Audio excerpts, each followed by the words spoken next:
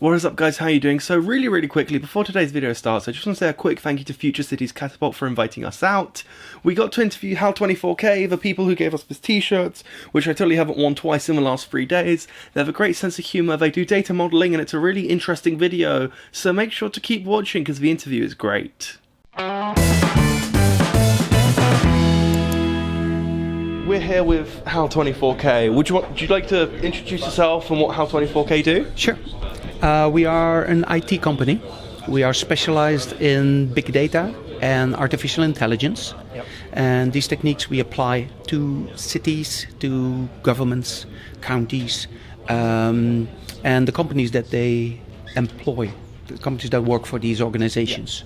Yep. And within this, we focus on smart city, smart infrastructure, because there's a lot of infrastructure in cities, but there's also a lot of infrastructure between cities.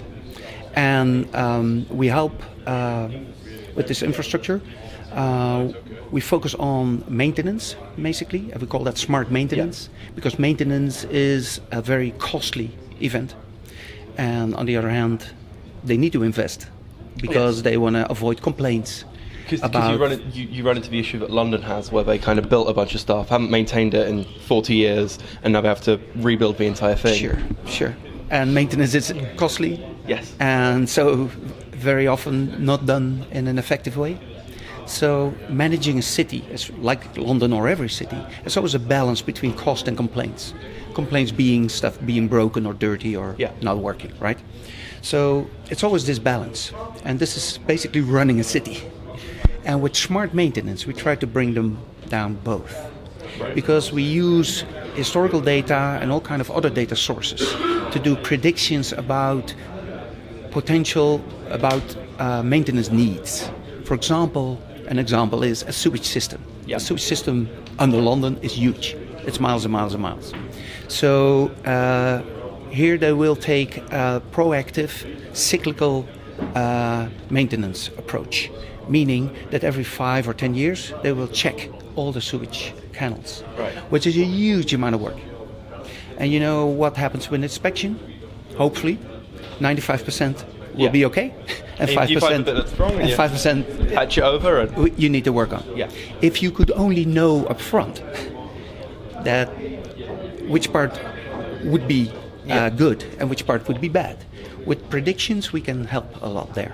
We can, for example, reduce the inspection time dramatically by using all these data, and with a great certainty we can tell this part of the sewage system you don't need to inspect because the chances of damage are so small that even if something happens then you can fix it afterwards. But the chances of breakage are so small you don't even have to inspect.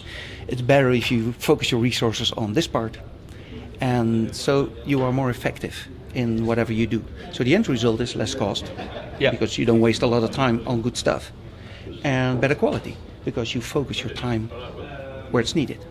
So smart maintenance is one. The other aspect that we focus on is traffic management.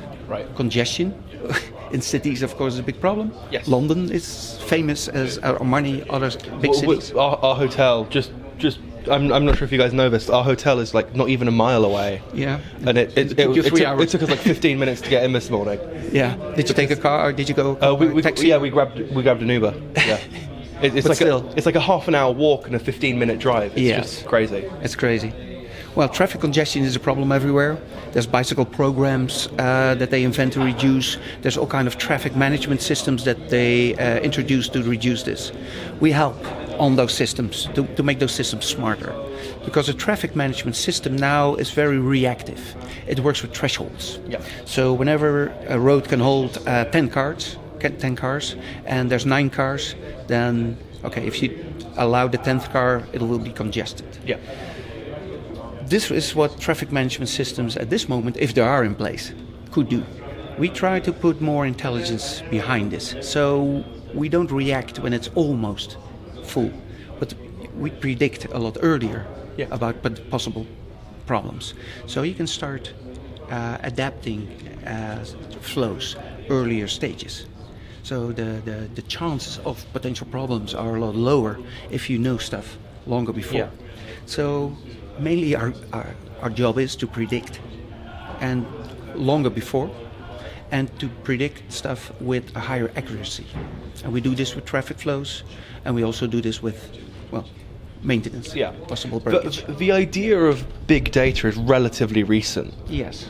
So how is that accuracy evolving in terms of being able to make predictions? Yes. Well, everybody makes predictions already for a long time. Yeah. Because the Egyptians already knew what the weather would be next year, looking at sun and all kinds of things. I don't know how well the accuracy was of this. Yeah. But now, if you look at the weather predictions, they're at least more precise than they were before. Yeah. Because they use a huge amount of data. We kind of apply the same thing. So there's predictions. Everybody makes planning. Yeah. And planning is based on, we think we need to do this. But we try to make those predictions more precise using big data. And big data basically is 3 flavors. Big data means a lot. Yeah.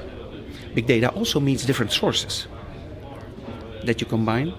And big data also means real time. Because, I'm an old guy. I was a trained statistician. In my days, we collected data. We put it in a machine, and then a day later I got a table. Yeah. And I can do something now. Now everything's real time. So the speed of data coming in and predictions coming out is basically instant. So this is another dimension of big data. So it's a lot. It's different types of data that we combine, and the real time aspect. So this allows us to to go beyond where we were before. Yeah.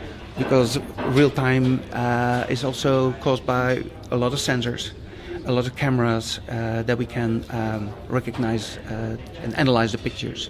So there's a lot of real time data coming in that we didn't have before.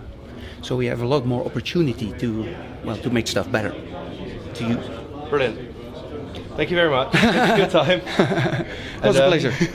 It's absolutely great. So where can people find out more? This? Yeah, okay. If someone wants to... Of course, we have a great website. Yep. And we do have offices in Amsterdam, London, and San Francisco, as you can see. Perfect. In Amsterdam is headquarters. That's where development happens and marketing people like me live. In London, we have data scientist people. So they're the guys with the brains. So whenever there is a project, we send in those guys. San Francisco is where the founders come from.